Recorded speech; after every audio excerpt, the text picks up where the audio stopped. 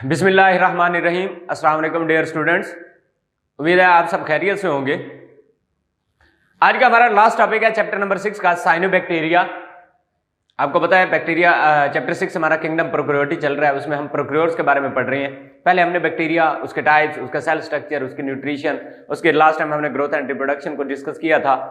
आज उसी से चैप्टर नंबर 6 किंगडम प्रोकैरियोटी का एक और मेंबर आज हम पढ़ने जा रहे हैं। इसे हम क्या कहते हैं? साइनोबैक्टीरिया कहते हैं।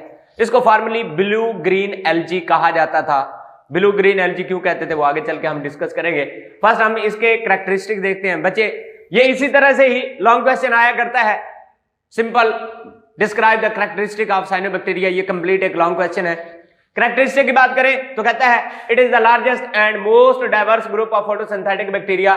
बेसिकली जो साइनोबैक्टीरिया है ये भी क्या है? टाइप ऑफ फोटोसिंथेटिक बैक्टीरिया है, लेकिन जो है वो काफी हवालों से ये बैक्टीरिया से मुख्तलिफ भी होते हैं, वो आगे चल के हम डिस्कस करेंगे।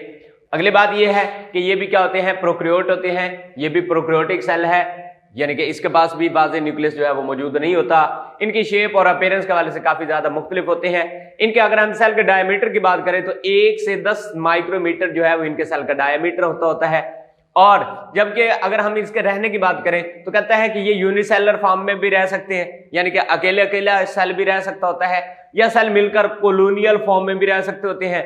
कोलोनियल फॉर्म में आपको पता है कि एक से जो ज्यादा सेल्स होते हैं वो इकट्ठे मिलकर रहते होते हैं, कॉलोनी बनाते होते हैं। तो इसको हम क्या कहते होते हैं? कॉलोनियल फॉर्मेशन कहते होते हैं, या कॉलोनियल लेवल ऑफ ऑर्गेनाइजेशन कहते होते हैं। या वो ये भी कहता है कि ये क्या करते होते हैं? ये फिलामेंट बनाते होते हैं विच कंसिस्ट ऑफ ट्राइकम। अब ट्राइकम क्या होता है बच्चे? कि जब सेल की एक जो लंबी चेन बनती होती है, इस तरह से सेल मिलकर एक लंबी चेन बनाते होते हैं, तो इस लंबी चेन को हम क्या कहते होते हैं? ट्राइकम कहते होते हैं। ऐसे ही एक और ट्राइकम इसके साथ मिल गई, एक और ट्राइकम, 3, 4, 5, 10, इस तरह से काफी ज्यादा चेन जो होती है वो मिल जाती है, और बाहर से इनको म्यूसिलेजिनस जो शीट है वो बाहर से क्या कर लेती है? कवर कर लेती है। इसको हम क्या कहते होते हैं? फिलामेंट कहते होते हैं। ट्राइकम क्या होती है? वो सिंगल चेन ऑफ सेल होती है, और ऐसे बहुत सी चेन ऑफ सेल जो होती है वो मिलकर एक लंबा एक थिक स्ट्रक्चर बना देती है, जिसके बाहर क्या होती है? म्यूसिलेजिनस शीट जो है वो उसको आकर बाहर से कवर कर लेती है। तो ऐसे स्ट्रक्चर को हम क्या कहते होते हैं? फिलामेंट कहते होते हैं। तो कहता है कि ये जो साइनोबैक्टीरिया होते हैं ये सिंगल सेल यानी एज ए सिंगल सेल भी रह सकते होते हैं, एज ए यूनिसेलर भी रह सकते हैं, कॉलोनी के फॉर्म भी रह सकते हैं, या ये क्या बनाते होते हैं? ये फिलामेंट बनाते होते हैं। और अगली बात जो इसकी प्रॉपर्टी है वो कहता है कि इनके अंदर जो है वो ग्राम नेगेटिव जो है वो सेल वॉल पाई जाती है। लास्ट सेल वॉल के अंदर हमने डिस्कस किया था कि सेल वॉल की बुनियाद पर हम सेल बैक्टीरिया को 2 टाइम में डिवाइड करते होते हैं, gram positive and gram negative. तो कहते हैं जो साइनोबैक्टीरिया होती है इनके अंदर जो है वो ग्राम नेगेटिव सेल वॉल पाई जाती है, जिसमें पेप्टिडोग्लाइकन हमने पढ़ा था वो बहुत कम होता है, अप टू 10% होता है। इसके अलावा लिपोप्रोटीन और लिपोपॉलीसेकेराइड उसके अंदर मौजूद होते हैं। इसके अलावा कहता है कि फ्लैजेला इनमें मौजूद नहीं होता, फ्लैजेला एब्सेंट होता है। तो ये फ्लैजेला मौजूद नहीं है, तो ये मूव कैसे करते होते हैं? वो मूव करते होते हैं बाय फॉर्मिंग गैस वैक्यूल्स और बाय ग्लाइडिंग। होता है इस तरह से है बच्चे, क्योंकि ये सेल जो होता है वो सेल साइज में बिल्कुल छोटा होता है, यूनिसेलर होता है, और ये क्या करते होते हैं? बॉडी के अंदर जो होते हैं वैक्यूल के फॉर्म में ये क्या होते हैं? गैस वैक्यूल्स बनाते हैं। अब ये गैस जो नेक्स्ट होता है, ये जो गैस वैक्यूल होगा वो बॉडी से इलिमिनेट होता है, और इलिमिनेट होकर वो क्या करेगा? बर्स्ट करेगा। अब इसके बर्स्ट होने की वजह से ये क्या करेगा? ये हल्का से क्या करेगा? पुश प्रेशर जो है वो प्रेशर देगा, क्योंकि हवा इधर होगी, बॉडी क्या करेगा? इस साइड पर क्या करेगा? मूव करता होता है। तो इस तरह से गैस वैक्यूल्स को उनकी बर्स्टिंग करवा कर भी ये मूव करते होते हैं। और बाय ग्लाइडिंग, ग्लाइडिंग का मतलब होता है लहरों के साथ मूव करना, पानी की लहरों के साथ साथ, यानी अपने आप को लहरों के हवाले कर देते हैं, और लहरें जिस साइड पर जा रही होती हैं उन्हीं लहरों के साथ साथ जो होते हैं ये एक जगह से दूसरी जगह मूव कर सकते होते हैं। उसके बाद नेक्स्ट आता है इनका फोटोसिंथेटिक सिस्टम, इनका फोटोसिंथेसिस सिस्टम, क्योंकि हमने पहले बात की है ये फोटोसिंथेटिक बैक्टीरिया है। तो ये कहता है कि इनका जो फोटोसिंथेटिक होता है system that is closely resemble to eukaryotes, वो क्या होता है? वो कहीं ना कहीं यूकैरियोट से रिजेंबलेंस जरूर रखता होता है। क्यों? क्योंकि इनके पास जो है वो फोटो सिस्टम 2 पाया जाता है, और क्लोरोफिल ए मौजूद होता है। क्लोरोफिल ये चैप्टर 11 के अंदर हम देखेंगे कि क्लोरोफिल जो होता है वो बेसिकली 2 तरह का होता है। जो सबसे ज्यादा पाया जाता है chlorophyll A and chlorophyll B, और दोनों में जो फर्क होता है वो सिर्फ एक एल्डिहाइड और एक मिथाइल ग्रुप का होता है, वो इंशाल्लाह चैप्टर 11 में हम डिस्कस करेंगे। तो इसके बाद में कहता है क्लोरोफिल ए पाया जाता होता है और फोटोसिस्टम 2 पाया जाता होता है। ये फोटोसिस्टम 2 को P680 भी कहते होते हैं। और ये इसको फोटोसिस्टम 2 क्यों कहा गया? क्योंकि ये बाद में डिस्कवर हुआ था। जो पहले डिस्कवर हुआ था उसको फोटोसिस्टम 1 कहा गया, जो बाद में डिस्कवर हुआ उसको फोटोसिस्टम 2 कहते हैं। और ये जो फोटोसिस्टम होता है ये 680 नैनोमीटर की जो लाइट की वेवलेंथ होती है उसको इफेक्टिवली अब्सॉर्ब कर सकता होता है, इस वजह से इसे फोटोसिस्टम 2 कहते होते हैं। इसके अलावा एक और जो मेजर डिफरेंस है जो साइनोबैक्टीरिया के अंदर है कि ये वाटर को as an electron donor use करता होता है। पीछे हमने फोटोसिंथेटिक बैक्टीरिया के अंदर हमने पढ़ा था वो वाटर का यूज नहीं करता होता, वो हाइड्रोजन सल्फाइड का यूज करता होता है और सल्फर रिलीज करता है। लेकिन जो साइनोबैक्टीरिया होता है ये वाटर का यूज करता होता है एज एन इलेक्ट्रॉन डोनर और क्या करता होता है, ऑक्सीजन को रिलीज करता होता है। तो ये मेजर डिफरेंसेस हैं फोटोसिंथेटिक बैक्टीरिया और साइनोबैक्टीरिया में। अगली बात, फाइकोबिलिन्स भी इनके अंदर पाए जाते होते हैं as an accessory pigment. Accessory pigment क्या होते हैं? हेल्प करने वाले पिगमेंट। अब इसके पास जो मास्टर पिगमेंट होता है वो होता है इसका क्लोरोफिल ए, जो क्या करवाता होता है, फोटोसिंथेसिस में सबसे अहम किरदार अदा करता होता है। लेकिन उसको अपनी असिस्ट के लिए, अपनी हेल्प के लिए कुछ और भी पिगमेंट्स चाहिए होते हैं, उन्हें हम क्या कहते होते हैं? एसेसरी पिगमेंट कहते होते हैं। और इनके पास जो एसेसरी पिगमेंट्स होते हैं उनको हम क्या कहते होते हैं? फाइकोबिलिन्स कहते होते हैं। उसके बाद कहते हैं photosynthetic pigment and electron transport chain are located in thylakoid membrane linked with the particle which are said to be phycobilisome. अब होता इस तरह से है बच्चे कि ये जो फोटोसिंथेटिक बैक्टीरिया होते हैं, सॉरी जो साइनोबैक्टीरिया है, इनके सेल के अंदर एक कैरेक्टरिस्टिक मेम्ब्रेन पाई जाती होती है, इसको हम थाइलाकाइड मेम्ब्रेन कहते होते हैं। इसको हम क्या कहते होते हैं? थाइलाकाइड मेम्ब्रेन कहते होते हैं। अब यही मेम्ब्रेन होती है जिसके अंदर इसके फोटोसिंथेटिक पिगमेंट्स भी मौजूद होते हैं और इसके अलावा इलेक्ट्रॉन ट्रांसपोर्ट चेन भी चलती होती है। असल में ये जाकर हम डिटेल से डिस्कस करेंगे चैप्टर 11 के अंदर कि जब भी इलेक्ट्रॉन ट्रांसपोर्ट चेन चलती होती है उस दौरान लाइट को फोटोसिस्टम एब्जॉर्ब करता होता है, इलेक्ट्रॉन को मूव करवाया जाता होता है और इसके मूव करवाने से क्या किए जाते होते हैं? एटीपी और NADPH ये जो है वो प्रोड्यूस किए जाते होते हैं, इसे हम लाइट रिएक्शन कहते होते हैं। और बाद में यही ATP और NADPH जो है ये केल्विन साइकिल के अंदर यूज करवाकर जो कॉमन जो कार्बन होती है उसको ग्लूकोज के अंदर कन्वर्ट करवाया जाता होता है, उसको हम डार्क रिएक्शन भी कहते होते हैं। तो इसी तरह से वो कहता है कि ये जो इलेक्ट्रॉन ट्रांसपोर्ट चेन होती है ये बेसिकली कहां पे चलती होती है? ये थाइलाकाइड मेम्ब्रेन पर चलती होती है। अब यहां पर एक बात ये भी याद रखें कि चैप्टर 4 के अंदर हमने पढ़ा था कि यही थाइलाकाइड मिलकर जो होते हैं वो ग्रैनम बना रहे होते हैं, लेकिन यहां पर ऐसा नहीं होता। यहां पर सिंगल जस्ट मेम्ब्रेन ही मौजूद होती है जिसके साथ इसका फोटोसिंथेटिक पिगमेंट भी अटैच होते हैं, इलेक्ट्रॉन ट्रांसपोर्ट चेन भी इसी थाइलाकाइड मेम्ब्रेन के ऊपर ही चलती होती है और ये एक और पार्टिकल के साथ अटैच होते हैं जिसे हम क्या कहते होते हैं? फाइकोबिलिसोम कहते होते हैं। फाइकोबिलिसोम ऐसे पार्टिकल्स होते हैं जिनके पास एसेसरी पिगमेंट जो होते हैं वो स्टोर्ड होते हैं। उनमें जो सबसे ज्यादा पाया जाता होता है उसे कहते होते हैं फाइकोसायानिन। उसे क्या कहते होते हैं? फाइकोसायानिन। ये एक ब्लू कलर का पिगमेंट होता है, ये सबसे ज्यादा पाया जाता है। फाइकोसायानिन है, फाइकोएरिथ्रिन है, साइकोएरिथ्रिन है। तो इस तरह की ये जो पिगमेंट है इनके अंदर फाइकोबिलिसोम के अंदर पाए जाते होते हैं और ये क्या होता है? ये सबसे ज्यादा पाया जाता होता है जो कार्बन डाइऑक्साइड को फिक्स करवाता है और क्या चलवाता होता है? केल्विन साइकिल चलवाता होता है। और केल्विन साइकिल में जो कार्बन डाइऑक्साइड होता है उसको फिक्स किया जाता होता है और फिक्स करके उसे ग्लूकोज बनाई जाती होती है।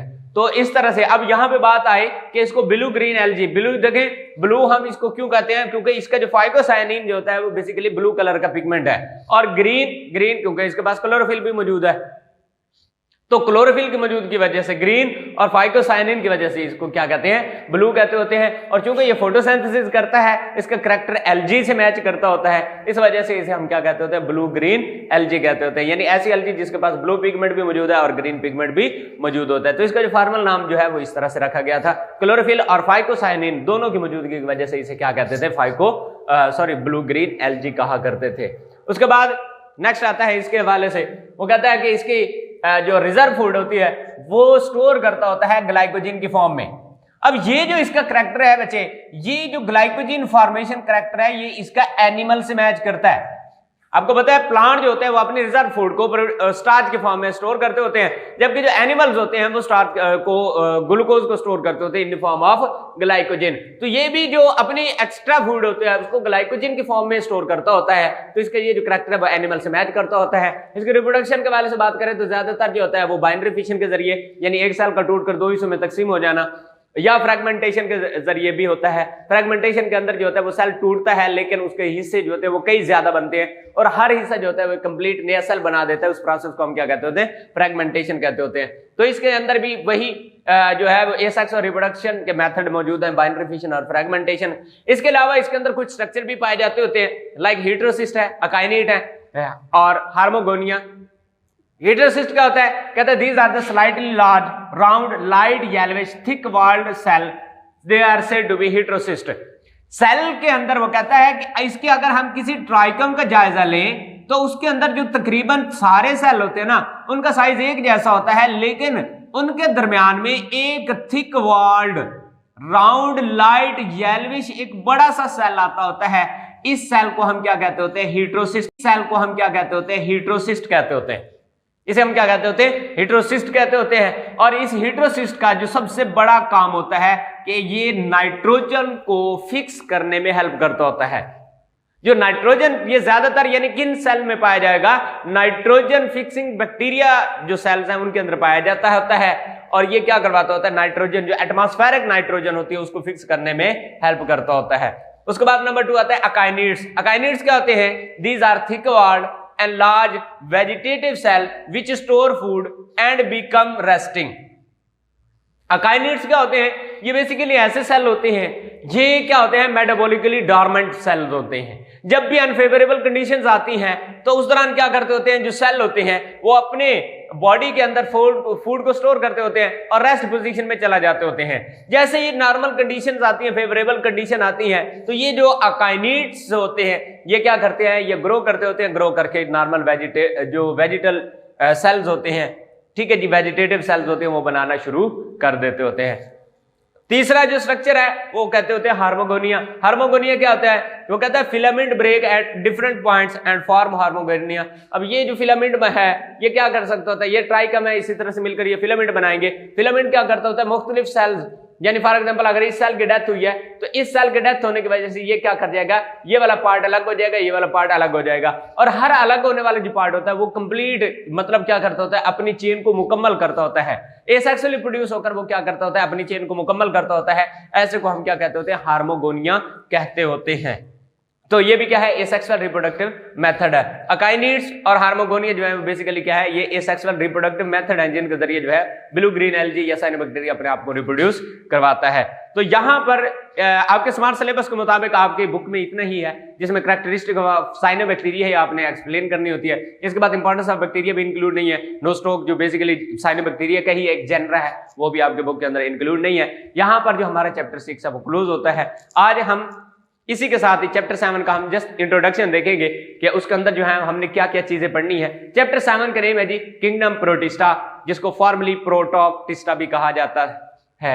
अब आपको पता है कि 1969 के अंदर जब रॉबर्ट विटकर ने अपना 5 किंगडम सिस्टम दिया था तो उसने इसका नाम जो रखा था वो किंगडम प्रोटिस्टा ही रखा था। जबकि बाद में लिन मार्गुलिस और कैरोलिन श्वार्ट्ज में अपना मॉडिफाइड 5 किंगडम सिस्टम 1988 के अंदर दिया था, तब उन्होंने इसका जो नाम था वो चेंज करके प्रोटिस्टा से प्रोटोक्टिस्टा जो है वो रख दिया था। अब इसमें कहता है सबसे पहली लाइन जो है वो इसकी बहुत इंपॉर्टेंट है। अगर वो बात समझ आ गई तो आपको पूरा चैप्टर समझ आ जाएगा। वो कहता है कि protist are defined by exclusion. Protist को हम जब भी डिफाइन करते होते हैं हम डिफाइन करते होते हैं एक्सक्लूजन की बुनियाद पर। एक्सक्लूजन का मतलब होता है निकाले गए, एक्सक्लूडेड। एक्सक्लूडेड से निकला एक्सक्लूजन, इसका मतलब क्या है? निकाले गए। निकाले गए वो कहता है कि इनको हम निकाले गए क्यों कहते होते हैं? क्योंकि इस फाइलम के अंदर इस किंगडम के अंदर वो तमाम तरह ऑर्गेनिज्म रखे गए हैं जो कि बाकी अदर जो 4 किंगडम है उनमें प्रॉपरली उनकी जगह नहीं बनती। मतलब क्या है? ऐसे वो तमाम ऑर्गेनिज्म जिनकी जगह ना तो किंगडम प्रोक्रियोटी में बनती है, ना तो उनकी जगह फंजाई में बनती है, ना ही उनकी जगह प्लांटी में बनती है, ना ही उनकी जगह एनिमेलिया में बनती है, उन तमाम ऑर्गेनिजम्स को उठाकर जो है वो किंगडम प्रोटिस्टा के अंदर रखा गया है। इस वजह से इनका नाम क्या है, these are defined by exclusion. इनको हम डिफाइन करते होते एक्सक्लूजन की बुनियाद पर। क्यों? क्योंकि जिसकी जगह किसी और किंगडम में नहीं बनती उसको उठाकर किंगडम प्रोटिस्टा के अंदर रख दिया गया है। दूसरी बात वो कहता है दीज आर प्राइमरी एक्वेटिक, ज्यादातर ये पानियों के अंदर ही पाए जाते हैं, लेकिन important thing is that all protist are eukaryotic. ये वो प्रॉपर्टी है जो इनको प्रोकैरियोटी से अलग करती है कि प्रोकैरियोटी के अंदर वो सारे प्रोकैरियोट्स हैं, लेकिन जितने भी प्रोटिस्ट होंगे वो सारे के सारे यूकैरियोटिक होते हैं। इनके पास न्यूक्लियर एनवेलप मौजूद होगी और इनके पास डेफिनेट न्यूक्लियस मौजूद होगा, जिसकी बुनियाद पर इन्हें हम क्या कहते होते हैं, यूकैरियोटिक कहते होते हैं। अगली बात डाइवर्स बॉडी फॉर्म, मतलब ये यहां पे बताना चाहते हैं ये इनकी कौन सी प्रॉपर्टीज हैं जिन वजह से वो अदर 4 किंगडम से डिफरेंट है। नंबर 1 यूकैरियोटिक होते हैं, diverse body form, body shape जो होती है, बॉडी फॉर्म बहुत डिफरेंट होती है, हर ऑर्गेनिज्म की दूसरे से मैच ही नहीं करती। मोड ऑफ न्यूट्रिशन जो है वो इनका डिफरेंट होता है और टाइप ऑफ रिप्रोडक्शन जो होती है वो भी इनकी डिफरेंट होती है। तो इन प्रॉपर्टीज की बुनियाद पर ये अदर 4 किंगडम में फिक्स नहीं होते। इनके लिए सेपरेट किंगडम बनाया गया, ये शॉर्ट में भी आता होता है, why Protista, why kingdom Protista was generated or proposed. तो उसके ये 2-3 वजूहात है। नंबर 1 क्या है, कहते हैं ऑल प्रोटिस्ट आर यूकैरियोटिक, तमाम तर प्रोटिस्ट जो है वो यूकैरियोटिक है, एंड इवॉल्व फ्रॉम प्रोकैरियोट्स। और समझा ये जाता है कि ये कहां से एवोल्यूशन हुई है, ये प्रोकैरियोट से एवोल्यूशन हुई है और प्रोकैरियोट से डायरेक्टली जो बने थे वो प्रोटिस्ट बने थे। एवोल्यूशन के कंसेप्ट को देखें तो एवोल्यूशन के मुताबिक वो ये कहते हैं कि लाइफ का जो आगाज हुआ था वो आगाज हुआ था प्रोकैरियोट से। लाइफ का आगाज जो है वो प्रोकैरियोट्स होता है। These are the most primitive form of life on the earth, they are said to be the ancestor of all forms of life on the earth. इसी वजह से प्रोकैरियोट को ही क्या किया जाता है, तमाम तरह की लाइफ का एंसेस्टर माना जाता है। अब प्रोकैरियोट से डायरेक्टली जो इवॉल्व होने वाले ऑर्गेनिज्म है वो प्रोटिस्ट हैं। ये चैप्टर 5 के अंदर हमने देखा है, वहां पे इसी तरह की डायग्राम बनी हुई थी कि प्रोकैरियोट से पहला ग्रुप जो इमर्ज हुआ था वो कौन सा हुआ था, वो प्रोटिस्ट का हुआ है। लिहाजा वो अपने एंसेस्टर से डिफरेंट हो गया, उसकी खुद की एक आइडेंटिटी बनती है। अब अगली बात ये है कि प्रोटिस्ट जो होते हैं इनमें से बहुत से ऐसे प्रोटिस्ट हैं जो कहते हैं कि एवोल्यूशन में से गुजरकर वो प्लांट्स में कन्वर्ट हो गए। कुछ ऐसे प्रोटिस्ट थे वो एवोल्यूशन के प्रोसेस से गुजरे, फंजाई में कन्वर्ट हो गए। बहुत से ऐसे प्रोटिस्ट हैं एवोल्यूशन में से गुजरे, एनिमल्स के अंदर कन्वर्ट हो गए। तो इसका मतलब ये है कि प्रोटिस्ट के एंसेस्टर प्रोकैरियोट्स हैं, जबकि प्लांट, फंजाई और एनिमल के जो एंसेस्टर है वो कौन होते हैं, वो प्रोटिस्ट होते हैं।